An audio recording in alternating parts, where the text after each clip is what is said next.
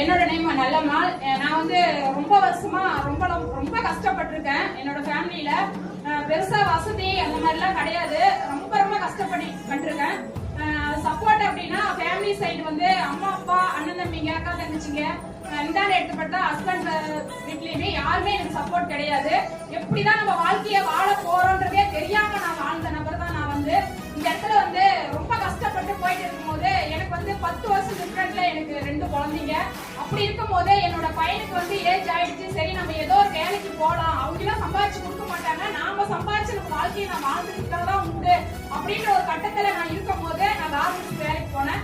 அப்படி கார்மெண்ட்ஸ் வேலைக்கு போகும்போது லேட்டா என்னோட குழந்தைய தான் நான் வந்து இந்த இடத்துல நான் சொல்லிக்கணும். என்னோட குழந்தைக்கு சேஃப்டி இல்ல அப்படின்றதுனால வீட்லயே நான் வந்து கச்சிப் எடுத்து போட்டு தைச்சிட்டு இருந்தேன்.